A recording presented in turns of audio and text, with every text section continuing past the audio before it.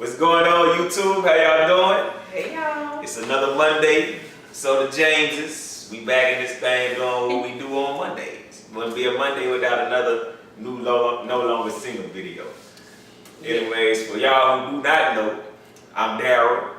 And I'm Dominique, and welcome to No Longer Single. No Longer Single spelled with a K. K-N-O-W, longer single. So, today, what are we talking about? Well, today is all about the money. That guap, that bread, that fetty, whatever you call it. That's what we talking about today. We talking about combining and co-mingling funds when in a relationship. So it's kind of a serious topic, but we're gonna have fun with it. Hopefully y'all get some good points, pull some things out of it that's gonna be able to help y'all. Yeah, I think this is like one of our number one most asked questions since we started doing this is money. How do I mix my money with my boo? Y'all worried about the funds, man. A lot of people worried about the funds. So we're gonna help y'all today. We're gonna help. So I think we're gonna talk about this in two different aspects. So there are people that are in committed relationships, you are engaged or you are married, or you're about to get married. Well, that's engaged. And then we're gonna be talking about people who are in a relationship, being you guys are boyfriend and girlfriend.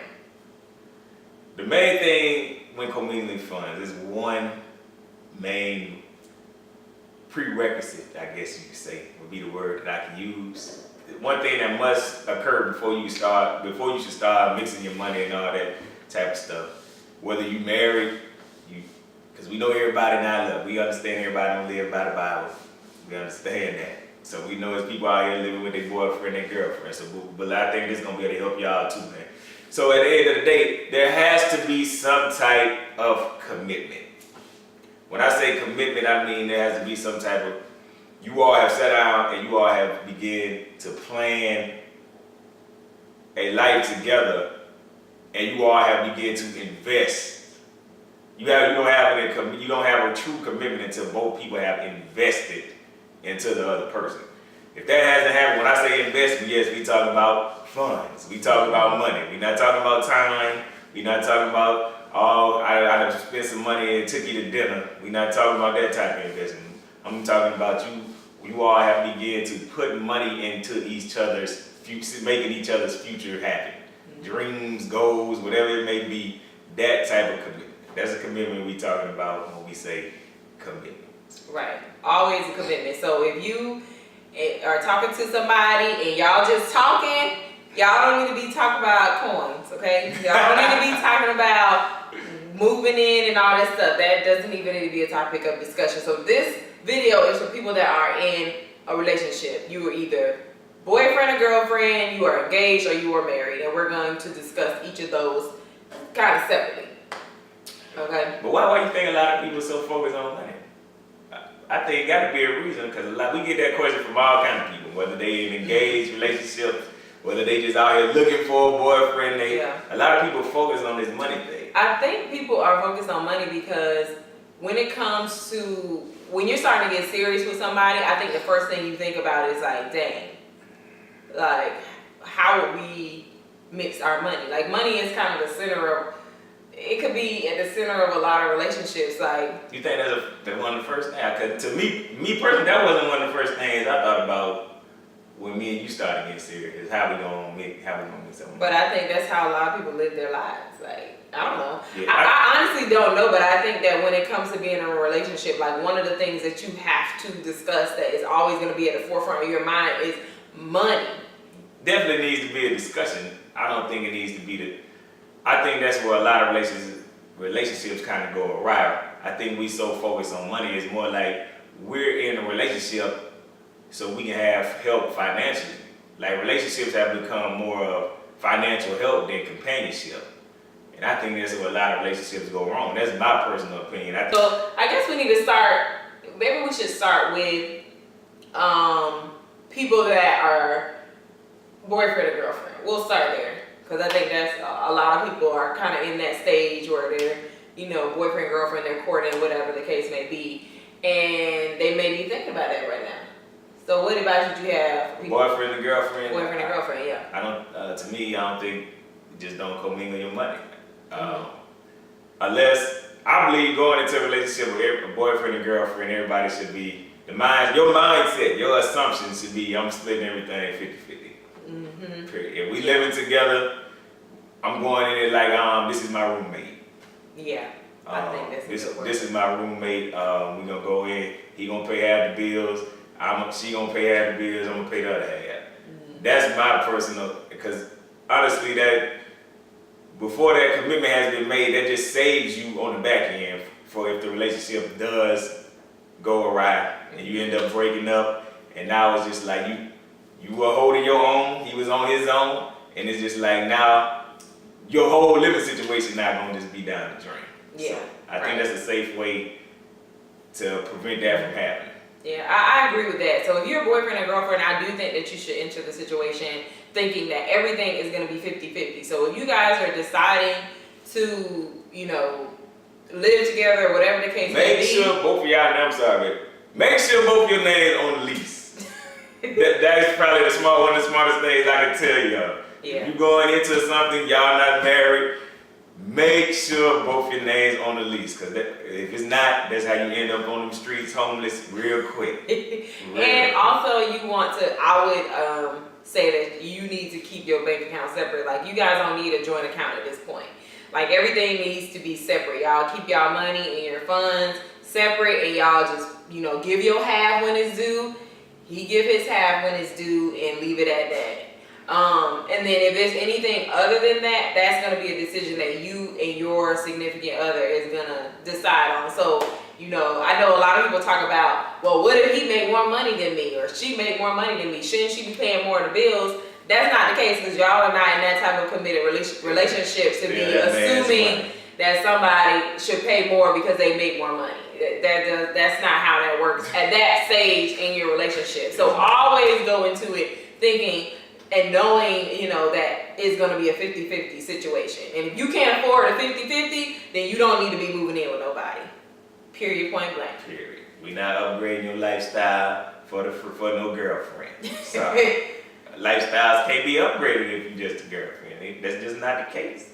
Just be smart about your finances. I mean, you really shouldn't be getting in detail about your finances with somebody that's your boyfriend or that's your girlfriend. That stuff should be only spoken about when you are engaged or are married. So I guess that's a good segue to get into, folks that are getting engaged, folks that are about to get married or are married. How do you mix your funds? Now, I think with that, when you have gotten into that serious of a relationship, now is the time for you to start having a discussion in depth about your finances. How much money do you make? You need to disclose this information. If you feel uncomfortable with that, that's probably not the person you need to be marrying. You need to disclose your salary, how much money that you're making. You need to disclose your credit score. What's on your credit? What debts do you have that the other person is going to inherit from you? What bills do you have that aren't linked with that person? What else? That's really all. That's really all you need to disclose. Honestly, a person needs. If I'm calling myself about to marry Dominique, I need to know exactly what I'm getting into financially, as well as other things. But we speaking about finances today, so financially, I need to know. Does Dominique owe somebody $250,000? Look, I would like to know that, because I'm gonna have to end up helping her pay that. Because I don't believe in that. Once you get married, she's still just gonna pay her debts and the debt she had before you got married.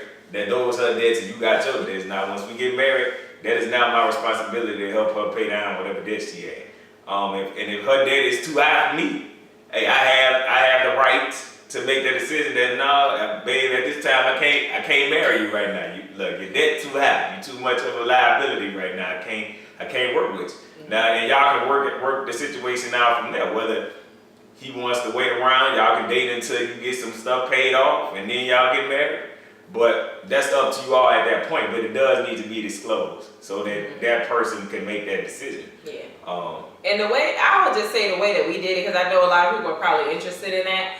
So when we knew that we were going to be getting married, so we were about to get engaged, and we already knew that was coming up. You know, we already started discussing, you know, what are our bills? What do we have individually that we owe on a monthly basis? We showed each other our credit reports.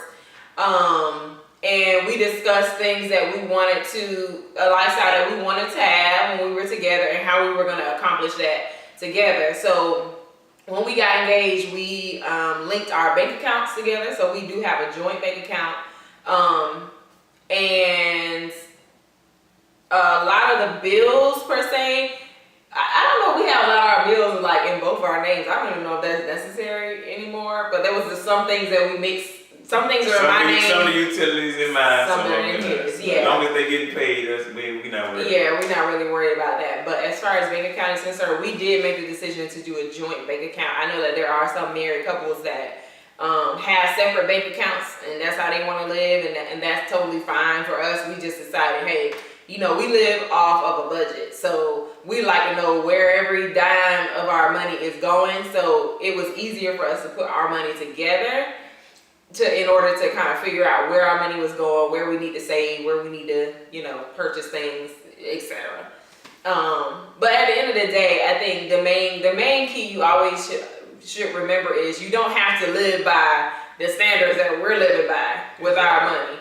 It's up to you and your spouse. So the biggest thing is make sure that you guys are having a conversation about money, because you know, one of the main issues of, you know, people break up or they get divorced is because of money. So be open. Be open. Be honest about your money, because at the end of the day, you don't want anybody getting into a situation that they're not going to be comfortable with, and they find out later on that could really damage the relationship that you have with that person. So just be open and honest, y'all, about coins. I mean, about your money. If you don't have any money, like you listen. Just tell folks. If you got terrible credit, tell people, because you know credit is something that can be repaired. But Definitely. If you lying and ain't telling me you got bad credit, and now we, you know, trying to go buy a house together and we can't get our house because your credit is tore up. That's a bad situation. That's a bad situation. Just be honest, y'all. Be honest about it. Or if you feel uncomfortable with that, you need to fix that before you talk about trying to marry somebody. Get that in order. When she said, she reminded me of something. When you having that conversation, talk about the future. Talk about what you plan on doing with your finances in the future. What do you plan on doing together in the future? And then go through and look at your current financial situation. And then that way you all can formulate a plan to get y'all to where y'all going. That's one thing that me and Dominique are great at doing. We're great at sitting down and looking at what we have, looking at where we want to go, and then coming up with a plan and working that plan to reach our goals that we've set. But there's definitely a part of that conversation definitely has to be future tense. You need to look into the future, see where you're trying to go, and see if that person's financial situation is conducive to helping you get to where you're trying to go. So, and if it's not, once again, other conversations may need to be had, but that definitely needs to be a part of the conversation. Where am I trying to go financially in the future? How can us combining our finances, how can we get there after that, at this point? So that's really all I had. Yeah, I think we hit on all the points, but if we missed anything, or if you guys have other questions about, you know, mixing finances with either your boyfriend, girlfriend, your fiance, husband, wife, let us know and we'll get back to you on those answers. I think we covered pretty much everything. Finances is a big thing, big thing. It's hard out here in these streets, man. Hard out here in these streets, but honestly, hey. I don't know what I want to say. That's what it is, exactly. But now I hope we helped y'all. Once again, like always, we hope that you subscribe, share, comment, all that good stuff. Social media, YouTube, everything we own. Y'all know where we at by now. If you don't, where we at now? Well, we are on, well, you already said it. We're on Facebook, Instagram, Twitter. We're most active on Facebook and Instagram, so follow us there. And subscribe and then, to the YouTube. Of course, always subscribe to our YouTube channel, y'all. Leave comments below. And if if you don't want to leave comments below, or you have a question that you don't want to leave below for other people to see, you can email us at nolongersingle@gmail.com, and we will either answer in a video, or if it's personal, we'll email you back and give you an answer on it. Okay. That being said, we'll catch y'all next time. Be easy. Bye, y'all.